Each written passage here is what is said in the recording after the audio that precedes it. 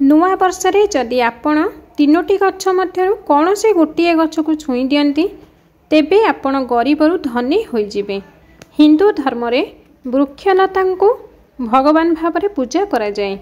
भगवान श्रीकृष्ण निजे ही यही वृक्षलता मानकर महत्व विषय कहिसेंती। भगवान श्रीकृष्ण अनुजाई सबुठारु महत्वपूर्ण गछ हेउची अश्वत्थ गछ, जेउठिरे भगवान विष्णु एवं माता लक्ष्मी वास करती। एही भली 3टी गछ मध्य रहिछि जहाकू नुआ वर्ष दिन संध्या समय रे छुई भोग लगाइले भाग्य बदली जाए। तेबे चलंतु जानि नेबा सेही गछ गुड़िक विषय रे। एक रे हेउची पारिजात गछ। एही गछ समुद्र मंथन समय रे मिलिथिला एवं एहाकू इंद्रंकर स्वर्ग रे नंदनवन रे स्थापित करा जाइथिला। एहाकू भगवान श्रीकृष्ण एहाकू मानव जातिर कल्याण पई पृथ्वी को आनिथिले।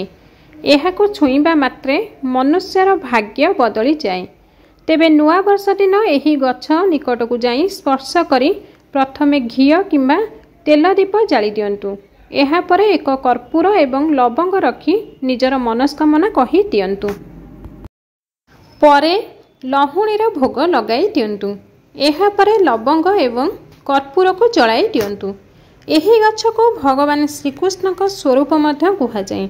एहाको छुईबा द्वारा कौनसी प्रकारर नजर किंबा अभिशाप दूर हो जाए।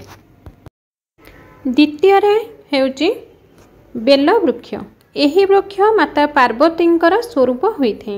एही गछर पत्र रे महादेव, डाल रे माता पार्वती, मूल रे भगवान ब्रह्मा एवं मध्य भाग रे भगवान विष्णु वास करती।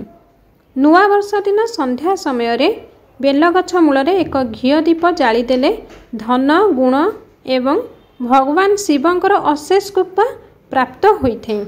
एही गछ को स्पर्श करिबा द्वारा सबु पाप नष्ट होई जाए। एहा परे एही गछ रे लहुणीर भोग लगांतु। जदि आपण एही गछ को छुई निजर मनस्कामना कही कर्पूर एवं लवंग जलाई दियंती तेबे आपणक भाग्य बदली जिवो। एहा परे दुदुरा फल एवं फूल मध्य अर्पित करि पारिबे।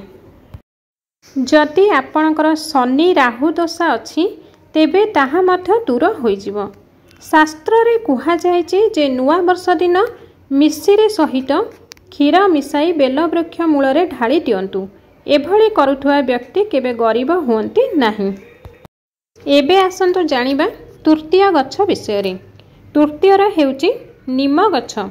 एही गछरे मध्य आपण समान उपाय करि परिबे।